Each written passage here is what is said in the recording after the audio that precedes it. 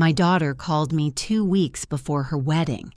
I thought she needed help with last-minute details. Instead, she told me not to come. Her fiancé's family thought I was too ordinary for their high society event. I would embarrass them in front of their wealthy guests. After everything I sacrificed to raise her alone, after building the $1 million estate she expected to inherit, I wasn't good enough for her wedding day. I sat there in silence for a moment. Then I picked up the phone and made a call that would change everything.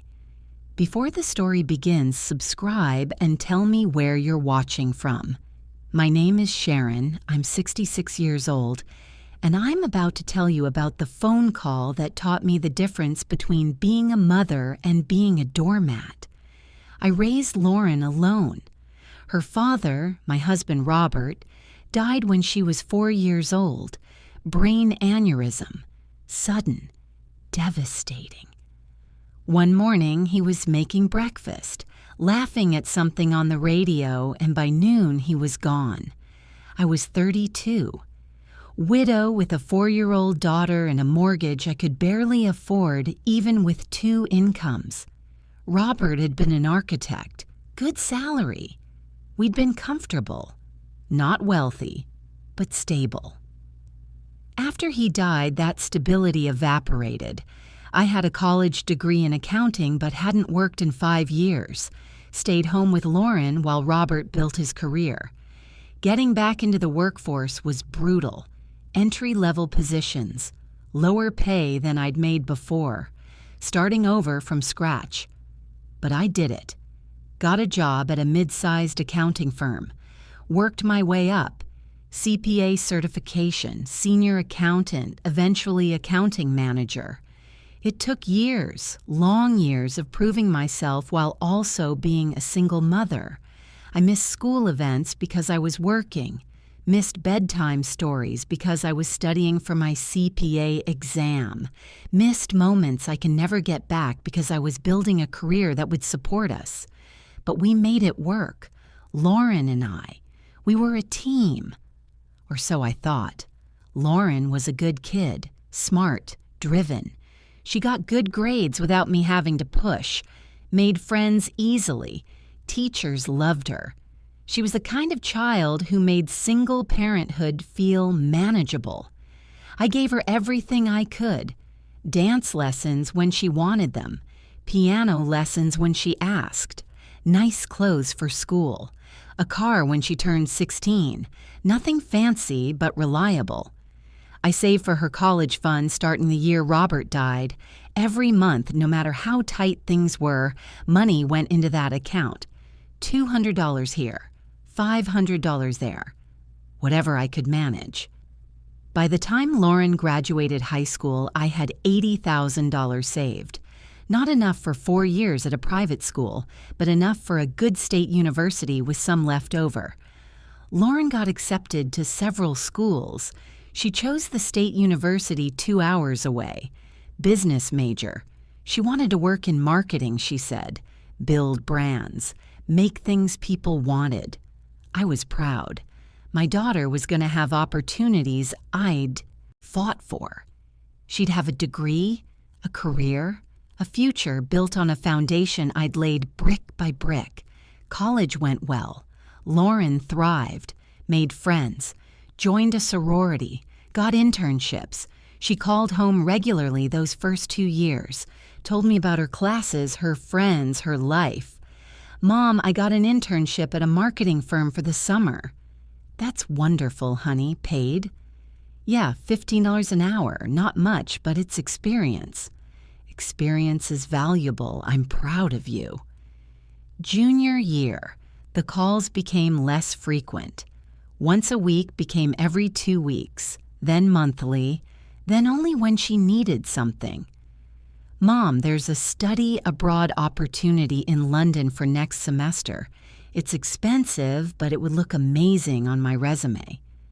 How expensive? She named a figure that made my stomach drop. $12,000 for 1 semester. Lauren, that's a lot of money. I know, but Mom, this is a once-in-a-lifetime opportunity. Everyone says international experience is crucial for marketing careers. I looked at my savings, looked at the college fund that was nearly depleted, looked at my retirement account that I'd barely been able to contribute to because everything went to Lauren's education. Let me think about it. I took out a loan, $12,000 at 7% interest, added it to the pile of debt I was already carrying. Lauren went to London, posted pictures on Instagram, Big Ben, Buckingham Palace, pubs with her new international friends. She looked happy, carefree. She called me twice that whole semester. Senior year, Lauren met Christopher. He was in her marketing cohort. Wealthy family. His father owned a commercial real estate development company.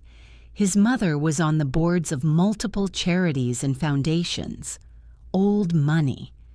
The kind of family that had country club memberships and vacation homes and connections that mattered. Lauren brought him home for Thanksgiving her senior year. Christopher was polite, well-dressed, confident in that way people who've never worried about money are confident. "Mrs. Patterson, your home is lovely," he said when I opened the door. My home. My small 3-bedroom house that I'd been paying off for 25 years. The carpet was worn. The furniture was dated. Nothing matched because I'd bought things on sale over decades. It wasn't lovely, it was adequate, but it was paid for, and that mattered more than aesthetics. "Thank you, Christopher. Come in." Dinner was awkward. I'd made turkey, mashed potatoes, green beans, simple food, comfort food, the kind of meal I knew how to make. Christopher picked at his food politely. "This is wonderful, Mrs. Patterson. Very homey." Homey. The way he said it felt like an insult dressed as a compliment. Lauren seemed nervous, kept watching Christopher's reactions, trying to gauge what he thought.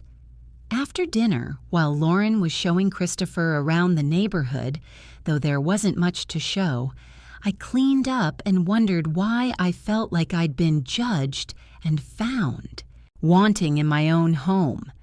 They got engaged the summer after graduation. Christopher proposed at some fancy restaurant I'd never heard of. Lauren called me crying happy tears. "Mom, he proposed.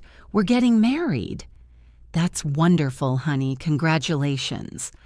Will you come dress shopping with me? I want you there when I find my dress." "Of course. I'd love to." We went dress shopping 3 weeks later. Lauren picked a boutique in the city, the kind of place where you need an appointment and they serve champagne. The dresses were beautiful. They were also astronomically expensive. "What about this one?" Lauren held up a dress, lace and beading and a train that went on forever. "It's beautiful." "How much?" $8,000. I managed not to choke. "That's quite a bit." "I know, but Mom, this is my wedding. I want to feel like a princess." The consultant swooped in. "That dress is stunning on figures like yours. Very flattering. And we do offer payment plans." Payment plans for a wedding dress. Because that's where we were. Lauren tried on 12 dresses, each one more expensive than the last. She loved them all. Couldn't decide. "What do you think, Mom?" I thought $8,000 for a dress you wear once was insane, but I didn't say that. "They're all beautiful, honey. Whichever one makes you feel special." She chose the most expensive one, $12,000, with alterations and accessories closer to $15,000. "Can you help with the dress?" Lauren asked in the car on the way home. "I know it's expensive, but Christopher's family is paying for most of the wedding. The dress feels like something the bride's family should cover. Traditionally, like we were some society family with old money and trust funds." Let me look at my finances, I said carefully. I looked. The numbers weren't good. I had about $50,000 in savings, my retirement fund that I'd finally started contributing to regularly now that Lauren's college was paid for. $15,000 would take a huge chunk of that. But she was my daughter, my only child. This was her wedding. You don't say no to your child's wedding dress. I can do it, I told her the next week. I'll cover the dress. Lauren hugged me. Thank you, Mom. You're the best. The wedding planning consumed the next year. Lauren and Christopher set a date. Chose a venue, a country club I'd never been to. Very exclusive. Very expensive. Christopher's parents are covering the venue and catering, Lauren explained. They've been wonderful. Constance, that's Christopher's mother. She's been so helpful with everything. Constance, I'd met her once. At the engagement party Christopher's parents hosted at their estate. And by estate, I mean actual estate. Mansion, manicured grounds, staff. Constance was tall, thin, elegant in that way that comes from personal trainers and expensive estheticians. She wore pearls, real ones. Her handshake was limp, like touching me was vaguely distasteful. Sharon, how nice to meet. You properly. Lauren has told us so much about you. All good things, I hope. Of course. Her smile didn't reach her eyes. Lauren is such a remarkable young woman. You must be very proud. I am. And you're an accountant? How practical. Practical. Another word that felt like an insult. The engagement party was uncomfortable. I didn't know anyone. Lauren was busy with Christopher's family and friends. I stood by the appetizer table, food I couldn't pronounce prepared by actual chefs, and felt completely out of place. A woman approached me. Blonde, 50s, dripping in diamonds. You must be the bride's mother. I'm Caroline, Christopher's aunt. Nice to meet you. What a lovely event. Constance outdid herself, though she always does. Caroline sipped her champagne. Where are you from originally, Sharon? Here. I grew up about 30 miles from here. Oh, how nice. And what does your family do? My family. My father had been a mechanic, my mother a school secretary, both dead now. My father worked in automotive repair, my mother in education administration. I see. Caroline's smile was fixed. Well, Lauren certainly did well for herself, didn't she? Christopher is quite a catch. She drifted away before I could respond. I left the party early. Told Lauren I had a headache. Which was true. Everything about that evening had given me a headache. Over the next months, I saw Lauren less and less. She was busy with wedding planning. Constance was helping with everything, she said. They'd become very close. Constance has such good taste, Mom. She's been amazing.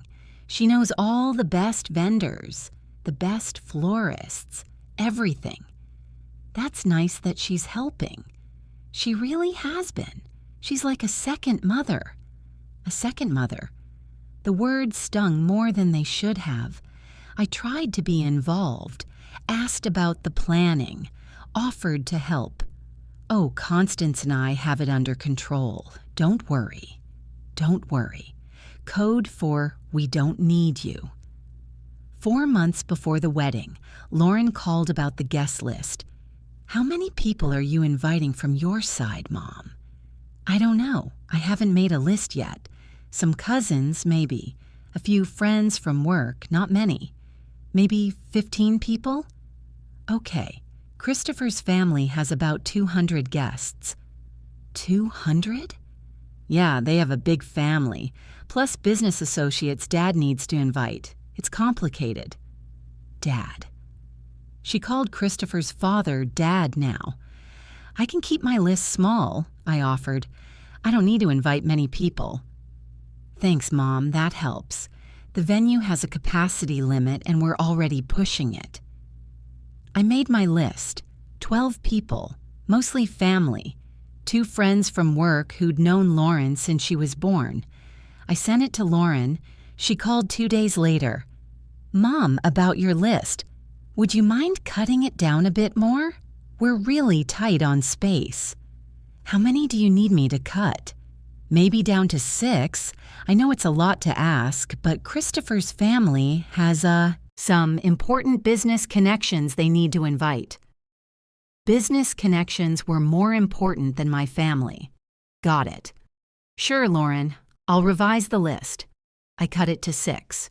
My brother and his wife, Robert's sister and her husband, my 2 closest friends, 6 people from my side, 200 from Christopher's. But it was fine. This was about Lauren, about her happiness. My ego could take the hit. 2 months before the wedding, Lauren called about my outfit. Mom, what are you planning to wear? I haven't decided yet. I was thinking of looking this weekend. Maybe something in blue. Okay, could you run it by Constance before you buy anything? She's coordinating all the mothers' outfits to make sure everything photographs well together. Coordinating? Yeah, making sure colors complement each other. She has a really good eye for these things. I was 65 years old. I dressed myself successfully for 6 decades. But sure, let me check with Constance. I found a dress I liked. Navy blue. Conservative. Appropriate. $300, which felt expensive for a dress I'd wear once. But this was Lauren's wedding. I sent a photo to Lauren. She forwarded it to Constance. Constance called me directly. First time she'd ever called me. Sharon, hello. Lauren showed me the dress you're considering. Yes, I thought it was appropriate. It's very nice, but I wonder if we might find something a bit more elegant. I'm working with a personal shopper who specializes in mother of the bride attire. She's helped me select my outfit. Perhaps she can help you as well? I'm comfortable with the dress I found. Of course. But Sharon, this is a very upscale event. The photographer we've hired is quite renowned. We want to make sure everyone looks their absolute best, for Lauren's sake. For Lauren's sake. The magic words, the ones that made it impossible to say no. Fine, I can meet with your shopper. The shopper took me to boutiques I'd never go to on my own, showed me dresses that cost 4 times what I'd planned to spend.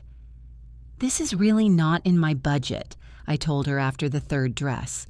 Oh, but you look so elegant in this one, and it photographs beautifully. I ended up buying a dress I couldn't afford because saying no felt like failing my daughter. $100 for a dress. For one day. I put it on a credit card. 3 weeks before the wedding, the final guest count was due. Lauren called. Mom, we finalized the seating chart. We're putting you at table 14 with some of Christopher's extended family. Not the family table. The family table is just immediate family, Christopher's parents, his brother and sister, and Christopher and me. What about my brother, Robert's sister? They're at table 12. We're spreading people out so everyone mingles. So I wouldn't be sitting with my own family at my daughter's wedding. I'd be at a table with strangers. Okay, Lauren. Thanks for being flexible, Mom. Flexible. That's what I'd been my whole life. Flexible. Accommodating. Bending so far backward I'd forgotten how to stand up straight. 2 weeks before the wedding, Lauren called. It was a Tuesday evening. I was making dinner. Chicken and rice. Simple. Mom, hi. Do you have a minute? Of course, honey. What's up? Last-minute details. She was quiet for a moment. Too long. Lauren, you there? Yeah, I'm here. Mom, I need to talk to you about something. Okay. She took a breath. I heard it through the phone. This is really hard to say. My stomach dropped. What's wrong? Is everything okay? Everything's fine. It's just... Mom, Christopher's family has been so generous with the wedding. They've paid for almost everything. The venue, the catering, the flowers, everything. I know, they've been very generous. And Constance has been helping so much with the planning. She's been amazing. I know, honey, you've mentioned that. So, because they've been so involved, and because this is their social circle, their friends and business associates, Mom, they're worried about appearances, about making sure everything is perfect. What are you trying to say, Lauren? Another pause, longer this time. Mom, Constance thinks, she's concerned that she thinks it would be better if you didn't come to the wedding. The words hit me like a physical blow. What? She thinks that, given the social level of the event and the people who'll be there, that you might feel uncomfortable. And she's worried that, God, this is so hard to say. She's worried you might not fit in with their crowd, that you might feel out of place. She's uninviting me from my daughter's wedding. It's not like that. What is it like, Lauren? Explain it to me. Because from where I'm sitting, it sounds exactly like that. Mom, please don't be upset. This is Constance's concern, not mine. But she's paying for everything, and Christopher agrees with her, and I'm trying to keep everyone happy. What about keeping me happy? What about the fact that I'm your mother? I know, and I feel terrible about this. But Mom, you have to understand, this wedding is important for Christopher's career, for his family's reputation. There will be very important people there.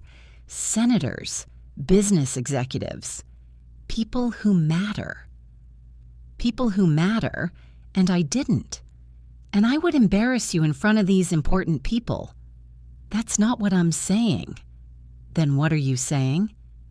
I'm saying that you might not be comfortable, that it's a very formal, high society event, that you're not used to that world, and Constance thinks it would be better for everyone, including you, if you sat this one out. Sat this one out, like it was a casual party, not my only daughter's wedding. Lauren, I raised you alone. I worked 2 jobs to give you opportunities. I paid for your college. I paid for that London semester. I paid $15,000 for your dress. And now, you're telling me I'm not good enough to attend your wedding. Mom, what did I do? What did I do that was so embarrassing? Was it my house, my job, my clothes? What part of me is so shameful that you can't have me at your wedding? It's not about shame. Then what is it about? Explain it to me, Lauren. Make me understand how the mother who gave you everything isn't worthy of watching you get married. She was crying now. I could hear it in her voice. Mom, please, this is so hard for me too. I don't want to hurt you, but I'm trying to start my life with Christopher and his family. They have expectations. They have standards, and I need to meet those standards. By erasing me, by making choices that are best for my future, for my marriage. And Constance thinks, I don't care what Constance thinks. The words came out sharp, angry. I care what you think. What do you think, Lauren? Do you want your mother at your wedding? Yes or no? Silence. That silence told me everything. I love you, Mom. You know I do. But I think maybe Constance is right. Maybe this isn't the right event for you. Maybe you'd be more comfortable watching via video or having it live streamed for relatives who can't travel. Watching via video. like I was some distant relative who couldn't make the trip, not the woman who'd sacrificed everything to raise her. So that's it. I'm uninvited. Please don't think of it like that. How should I think of it? Think of it as me trying to protect you. You'd be so uncomfortable there, Mom. You don't know these people. You don't understand their world. I'm saving you from an awkward situation. How thoughtful of you. Mom, don't be like that. How should I be, Lauren? Grateful. Should I thank you for sparing me the embarrassment of attending my own daughter's wedding? I knew you'd react like this. I knew you'd make this about you instead of understanding what I'm dealing with. What you're dealing with.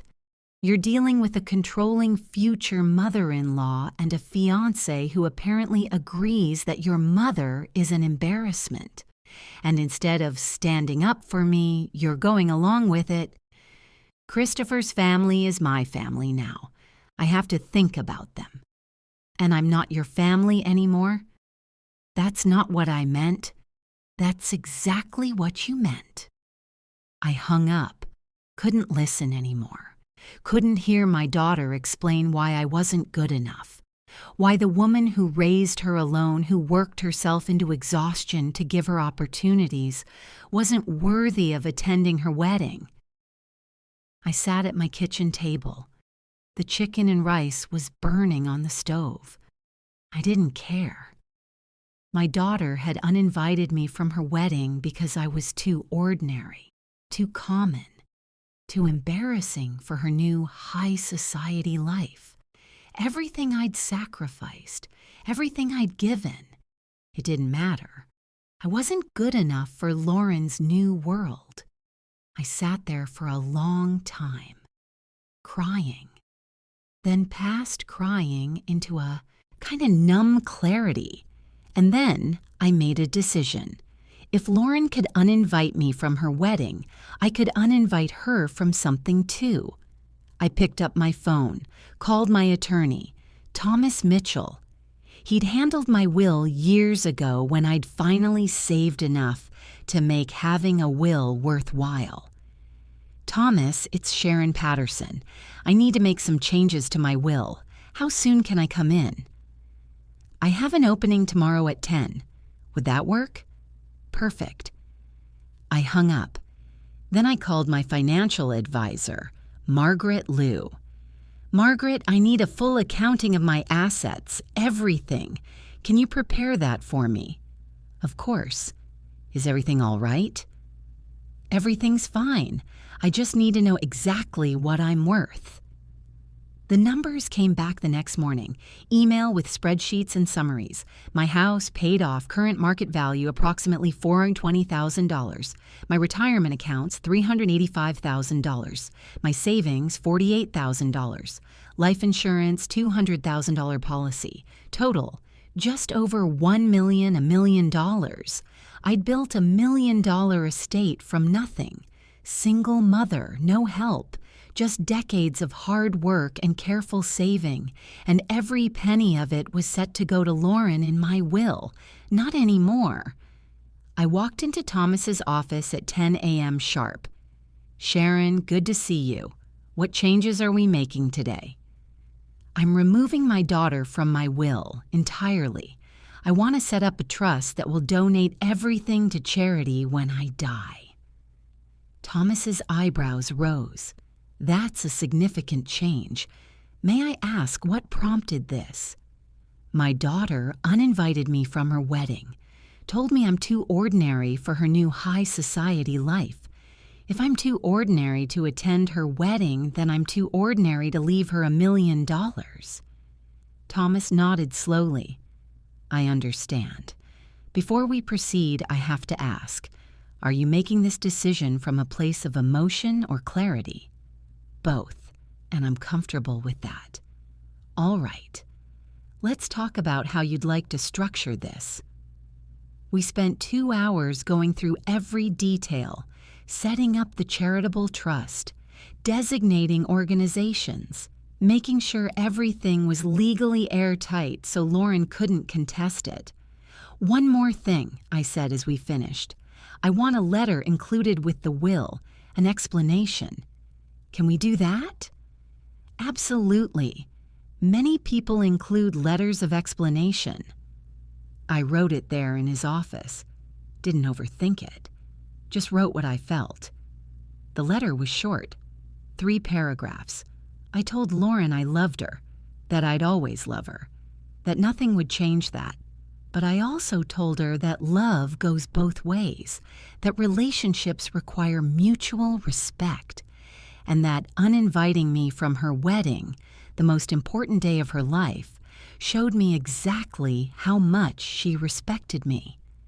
I told her the $1 million she'd expected to inherit would instead go to organizations that helped single mothers, women like I'd been, women struggling to give their children opportunities while working multiple jobs and going without. I told her I hoped someday she'd understand, that maybe when she had children of her own, she'd realize what she'd thrown away. I signed it. Thomas notarized everything, filed the papers. "It's done," he said. "Your daughter is no longer in your will. Everything goes to the trust." "Thank you." I walked out of his office feeling lighter than I'd felt in months. Lauren had made her choice. She'd chosen Constance's approval over her mother's presence. She'd chosen high society over the woman who'd sacrificed everything to raise her. And I'd made my choice too. I drove home, made myself lunch, ate it slowly. Then I picked up my phone and did something I probably shouldn't have done but couldn't help doing. I texted Lauren, "I've removed you from my will. The $1 million estate you were expecting to inherit is going to charity instead. You made your priorities clear. I'm making mine clear, too." I hit send before I could second-guess myself. Then I turned off my phone and went to bed. I slept better that night than I had in months. I woke up the next morning to 73 missed calls. 73. All from Lauren. Some from Christopher. Even a few from numbers I didn't recognize. My voicemail was full. Text messages kept coming in so fast my phone was buzzing constantly. I made coffee, sat at my kitchen table, turned my phone back on and listened to the voicemails. The first few were Lauren crying, hysterical crying. "Mom, please call me back, please. We need to talk about this. You can't just, please call me." Then anger. "This is insane. You're trying to punish me for one decision. This is so unfair." Then Christopher's voice. Calm, controlled, condescending. "Mrs. Patterson, this is Christopher. I think we need to have a rational conversation about this situation. What you've done is clearly an emotional reaction. Let's talk before you do something you'll regret." Something I'll regret, as if I was the one who'd made the mistake. More from Lauren, alternating between sobbing and anger. "How could you do this? After everything, how could you be so cruel? That's my inheritance. Money Dad would have wanted me to have." Dad, Robert, the man who died when she was 4, who she barely remembered. Now suddenly she cared about what he would have wanted. The last voicemail was different. A woman's voice. Cool. Precise. "Sharon, this is Constance Webb. I believe we need to speak. Please call me at your earliest convenience." Constance, of course. This was probably her worst nightmare. The embarrassing mother-in-law making waves. I didn't call anyone back. Instead, I ate breakfast, eggs and toast, read the newspaper, watered my plants. My phone kept ringing. I let it ring. Around noon, someone knocked on my door. Loud, insistent knocking. I looked through the peephole. Lauren. Her face was blotchy from crying. Christopher stood behind her looking annoyed. I thought about not answering, but that felt cowardly. I'd made my decision. I could face the consequences. I opened the door. "Hi, Lauren." "Mom." She pushed past me into the house. Christopher followed, more hesitant. "Come in," I said dryly, closing the door. Lauren spun around. Her eyes were red and swollen.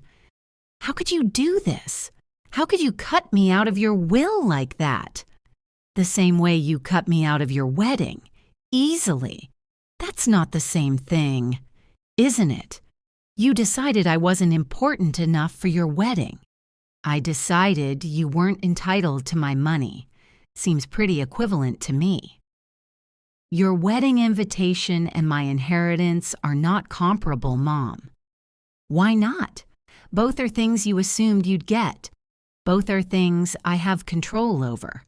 Both are things I can choose to give or not give." Christopher stepped forward. "Mrs. Patterson, I think you're being unreasonable. Lauren was trying to make a difficult situation easier for everyone. By uninviting her mother from her wedding, by protecting you from an uncomfortable situation. The wedding is going to be quite formal, high profile. Lauren was concerned you'd feel out of place. So she decided for me that I shouldn't come? She was trying to be considerate.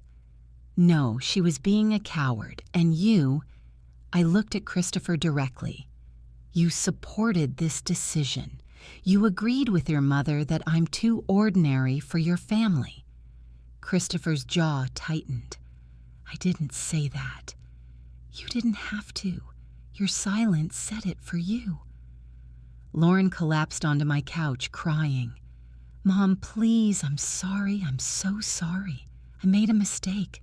I should have stood up to Constance. I should have insisted you be there. I was wrong. Please don't do this." "What exactly am I doing that's so terrible?" "You're taking away my inheritance, money I was counting on." "Counting on." Interesting phrase. You were counting on it. Like it was owed to you. Like you'd earned it. It's my inheritance. Of course I was counting on it. "Lauren, inheritances aren't guaranteed. They're gifts. And gifts can be revoked when the recipient shows they don't deserve them. I don't deserve my own father's money? The money he would have wanted me to have? Your father died 24 years ago. That money isn't his. It's mine. I earned it. Every single dollar. Working jobs your father never had to work because he died and left me alone to figure everything out. So you're punishing me for Dad dying. I'm not punishing you for anything. I'm responding to your choice. You chose Constance's approval over your mother's presence. You chose high society over the woman who raised you. Fine, those are your priorities. But you don't get to have both. You don't get to reject me and also inherit everything I've built." Adrian's eyes filled with tears. Real tears, not manipulative ones. Genuine hurt. "You're my mom. You're supposed to love me no matter what." "I do love you. I'll always love you. But love doesn't mean letting you drain me dry. Love doesn't mean sacrificing myself until there's nothing left. So what now? You just cut me off after everything." "Not cut off. Boundaries. I'll be your mother. I'll support you emotionally. I'll be here if you need advice or someone to talk to. But I'm not your bank account anymore. I'm not your emergency fund. I'm not your backup plan. I don't have money for—" Lauren stopped herself. Christopher cleared his throat. "We were counting on that inheritance for our future, to buy a house, start a family." "You'll figure it out. You're both smart. You both have good jobs. Work toward it." "How are we supposed to—" "The same way I did, the same way millions of people do. Save, budget, Make sacrifices. Build something yourself instead of waiting for someone else to hand it to you. Melissa spoke up. Mrs. Patterson, I think you're being unreasonable. Adrian made a mistake. He apologized. But what you did was vindictive and cruel. I looked at her. This woman who'd quit her job and was living off my son's salary. This woman who posted pictures of their perfect life online while I struggled. Cruel, I repeated. You think it's cruel that I stopped paying for a lifestyle I can't afford? You're his mother, Melissa said. You're supposed to support him. I have supported him for 30 years. When does that support end, Melissa? When is it enough? When your child needs you, she said sharply. He didn't need a high society wedding that excluded his mother. He wanted it. There's a difference. Lauren stood up. Her face had changed, hardened. Fine. Keep your money. Give it to strangers. See if they appreciate it more than I would have. See if they love you the way I loved you. Loved, past tense, interesting. You know what I mean. I do, and that's exactly why I made the decision I made. They left. Lauren didn't slam the door this time, just closed it quietly. Somehow, that felt worse. I sat down on my couch, exhausted, emotionally drained, but not regretful. I'd done the right thing. I knew it in my bones. The next few days were quiet. No calls from Lauren, no texts, nothing. Fine by me. I needed the space. I went to work, did my job, came home. My life continued. A week after the confrontation, my phone rang. Unknown number. Hello? Sharon, this is Constance Webb. I should have hung up, but curiosity got the better of me. Hello, Constance. I think we need to have a conversation, woman to woman. May I come by your home? Why? Because this situation has gotten out of hand and I believe I can help resolve it. I don't need help resolving anything. I'm quite comfortable with my decisions. Please, just 30 minutes of your time. Against my better judgment, I agreed. Fine, today at 3. She arrived exactly at 3. Punctual, dressed impeccably as always. Pearls, cashmere, that air of superiority that seemed bred into her bones. I didn't offer her tea, didn't play hostess, just sat in my livings room and waited for her to speak. Constance looked around my house, at my worn furniture, my old carpet, my modest life. This is a lovely home, she said. It still sounded like an insult. Thank you. What did you want to discuss? Lauren is devastated. She's been crying for days. This wedding should be the happiest time of her life, and instead she's heartbroken.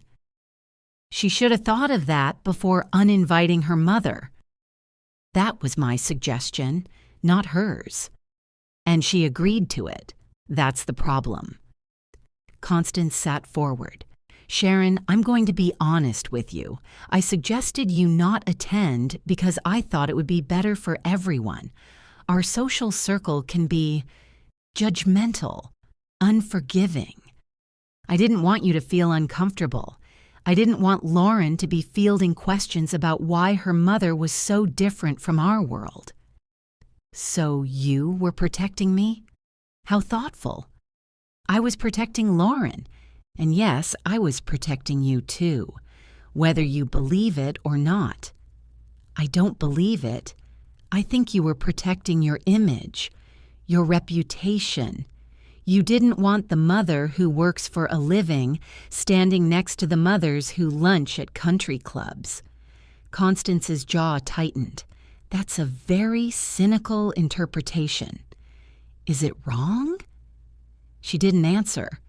Couldn't answer. Constance, I don't care what you think of me. I really don't. But Lauren is my daughter, the only family I have left. And you convinced her that I wasn't worthy of attending her wedding. That's not something I can forgive. Not for you, not for her. Even if it means losing her entirely. I lost her the moment she agreed to your plan. This just makes it official. Constance was quiet for a moment. Then, what if I fixed this? What if I told Lauren she was wrong to listen to me? That you should absolutely be at the wedding? Why would you do that? Because Christopher is miserable. Lauren is miserable. And despite what you think of me, I don't actually enjoy causing pain. I made a mistake. I overstepped. Let me fix it. And my will. That's between you and Lauren. I won't interfere with that. But I can fix the wedding situation. I studied her. Tried to see if she was being genuine or if this was manipulation. Even if you fix it, Constance, the damage is done. Lauren showed me who she is, who she's becoming. Someone who values image over substance. Someone who's willing to hurt the people who love her to fit in with the right crowd. That's not someone I want to leave my estate to. People make mistakes. She's young. I was young once too, young and alone and terrified. I never would have treated my mother the way Lauren treated me, not for any reason, not for any amount of social acceptance. Constance stood up. I can see I'm not going to change your mind. No, you're not. For what it's worth, I am sorry. I thought I was helping. I see now that I wasn't. Apology noted. She walked to the door, paused with her hand on the handle. Sharon, may I give you some advice? Mother to mother. Go ahead. Don't let pride cost you your daughter. I know you're hurt. You have every right to be. But she's your only child, your only family. Is your anger worth losing her forever? Is your image worth losing your son's respect? Because if he finds out you convinced his fiancée to uninvite her mother from the wedding, what will he think of you? Constance's face went pale. He doesn't know the suggestion came from me. I know, and maybe it should stay that way. Or maybe Christopher should know exactly what kind of person his mother is. Someone who values appearances over relationships. Someone who manipulates people to maintain her perfect image. Are you threatening me? No, I'm just pointing out that we all have secrets. We all have things we'd rather not have exposed. You want to talk about pride costing me my daughter? Your pride might cost you your son. Constance left without another word. I sat back down, felt oddly satisfied with how that conversation had gone. 2 days later, Lauren called. I almost didn't answer, but something made me pick up. Mom? Hello, Lauren.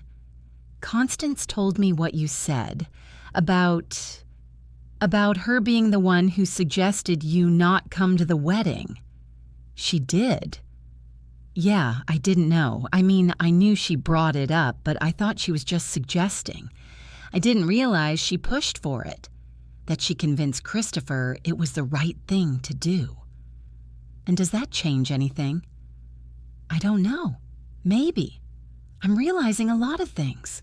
About Constance, about Christopher, about myself. Like what? Like maybe I've been trying so hard to fit into their world that I forgot where I came from, who I came from. Progress. Small, but progress. What do you want, Lauren? I want my mom at my wedding.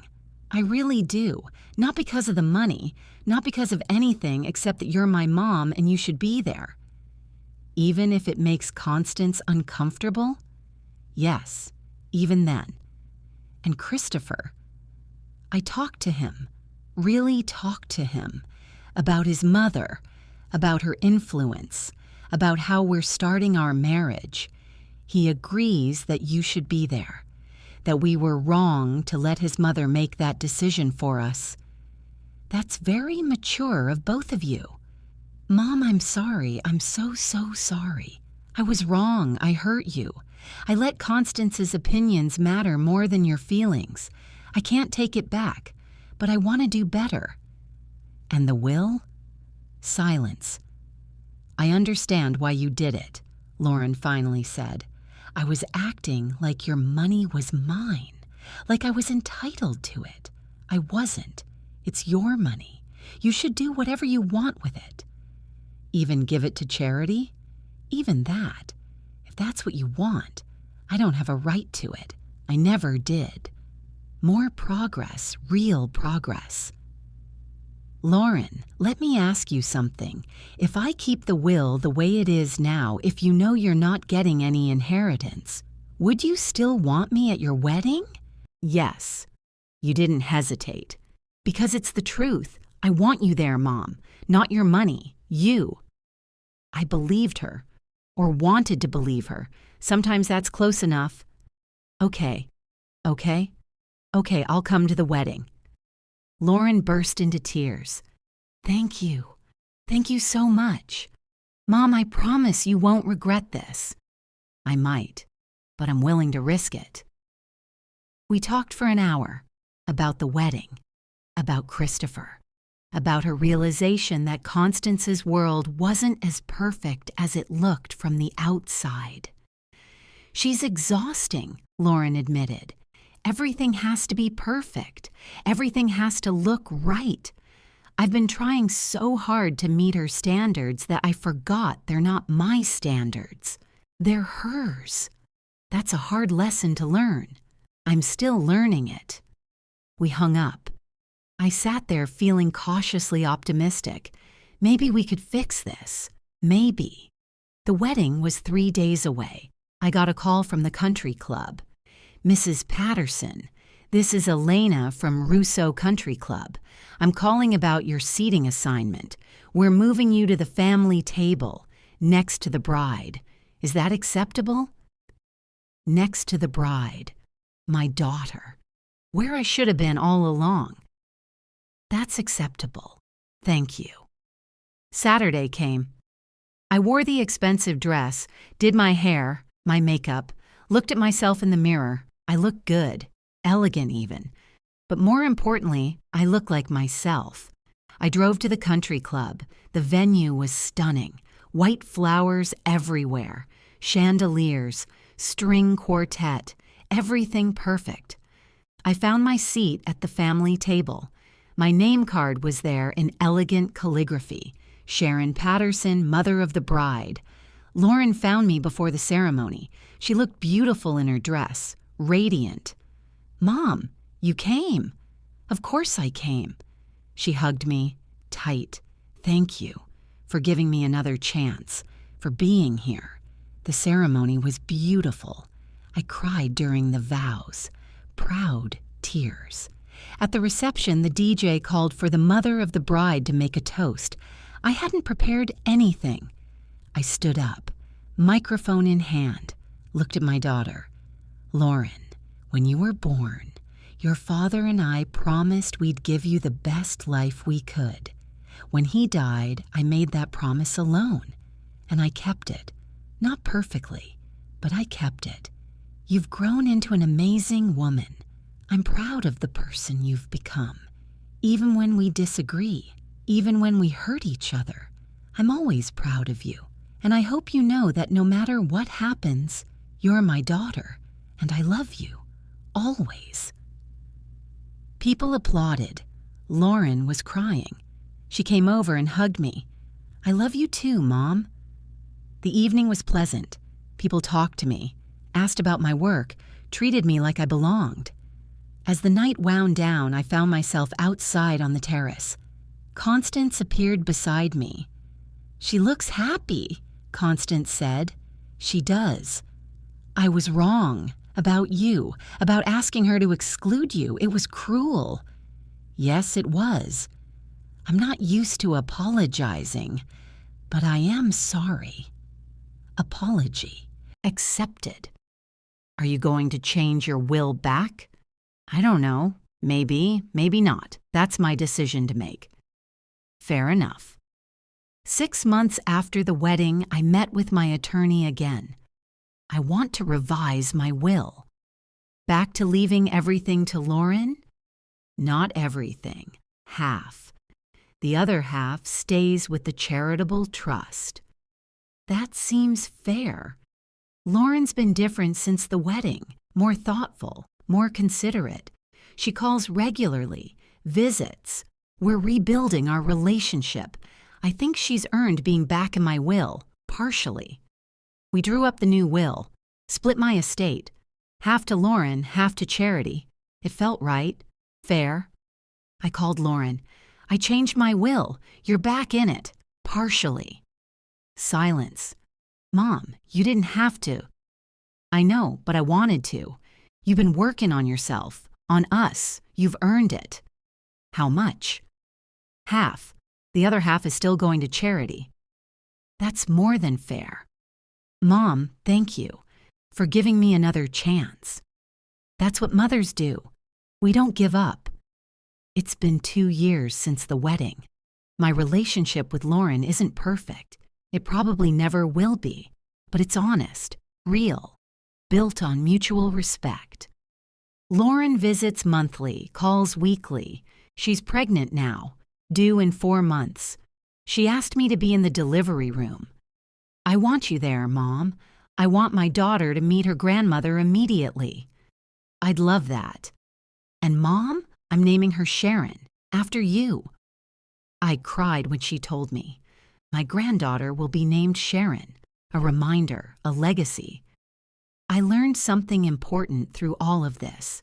I learned that you teach people how to treat you, that boundaries matter, that saying no doesn't make you a bad mother, it makes you a strong one. Lauren learned something too.